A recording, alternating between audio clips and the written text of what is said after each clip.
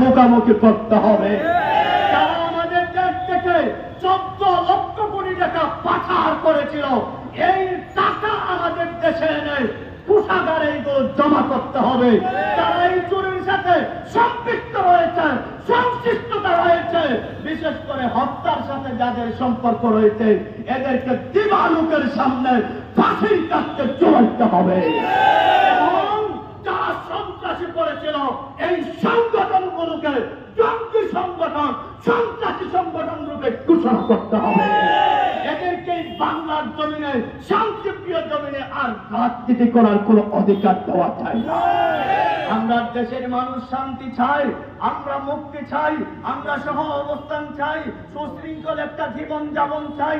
এখানে যারা যেই দলেরই ব্যানার ব্যবহার করেন না কেন, যেই সাংকুট ব্যবহার করেন না কেন, নৈরাজ্য সৃষ্টি করবেন, হানাহানি করতে যাইবেন, মারামারি করতে যাইবেন, চাপাবাজি করতে যাইবেন, হল করতে যাইবেন, মার্কেট দখল করতে যাইবেন, হাত পা ভেঙে দেওয়া হবে। এই দেশের মানুষ মোটামুটি এখন সাহস করেছে, এখান থেকে শিক্ষা গ্রহণ করেছে। জাগা দিল লাগানে কি এ দুনিয়া নেই, ये विरोध की चाहे तमाशा नहीं। এখান থেকে যদি শিক্ষা গ্রহণ না করো, পরিণাম তোমাদেরও ভালো হবে না।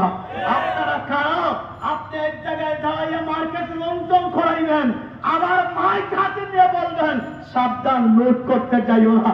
আপনাদের এই কালো চেহারা বাংলার মানুষ জানে, এটা ফোন করবে না। আপনারা যেভাবে ওর আইনাগর সৃষ্টি করেছে, আপনারাও ভবন তৈরি করেছিল, এটা দেশের মানুষ ফোন করবে না। আমরা আমাদের দেশের সর্বস্তরের জনগণের কাছে উদাত্তভাবে আহ্বান করব, আসুন আমরা ঐক্যবদ্ধ হই, সুন্দর সমৃদ্ধশালী একটা কল্যাণকর রাষ্ট্র গঠন করি। প্রত্যেকে যেন তার অধিকার ফিরিয়ে পায়, তার স্বাধীনতা ফিরিয়ে পায়, তার মনের কথা যেন প্রকাশ্যভাবে বলতে পারে, অধিকারের কথা যখন মনে চাইতে বলতে পারে। এই পরিবেশ ফিরিয়ে আসুক, আমরা সবাই ঐক্যবদ্ধ হই। আমাদের দলীয় যে সমস্ত নেতা কর্মী ভাইরা আছি, আমরা প্রত্যেকে পাড়া মহল্লায়, এই যে এলাকায় মাঝে মধ্যে গজব উঠতেছে, আবার অনেক জায়গায় হামলা মামলার শিকার হচ্ছে, আমরা তাদের পাশে দাঁড়ানোর চেষ্টা করি। ইসলামী আন্দোলন বাংলাদেশের আমি যেই দিন স্বাধীন হয়েছে, ওই দিনই আমাদের আমি সর্বপ্রথম মিছিলে, মিটিংয়ে, ময়দানে মিশে আনন্দ ভর্তি করতে না যাইয়া, ঘরের ভিতরে যাইয়া তিনি ঘোষণা দিয়েছিলেন, প্রিয় দেশবাসী, আমরা আমাদের দেশ আমরা রক্ষা করতে হবে। আমরা আমাদের এখানে যারা সংখ্যালঘু ভাইরা আছে, তারা আমাদের কাছে আল্লাহর হাবিব সাল্লাল্লাহু আলাইহি ওয়াসাল্লাম ফতে মক্কার পরে, মক্কা বিজয়ের পরে আল্লাহর হাবিব বিদায়ী হজের মধ্যে ভাষণে বলেছিলেন, ইন্না দিমাআকুম ওয়া আমওয়ালাকুম ওয়া আরাদাকুম হারামুন আলাইকুম কাহুরমাতি ইয়াউমিকুম হাযা ফি বালাদিকুম হাযা ফি শাহরিকুম হাযা। আল্লাহর হাবিব সাল্লাল্লাহু আলাইহি ওয়াসাল্লামের এই ঘোষণা অনুযায়ী বাংলাদেশ নতুনভাবে স্বাধীন হয়েছে।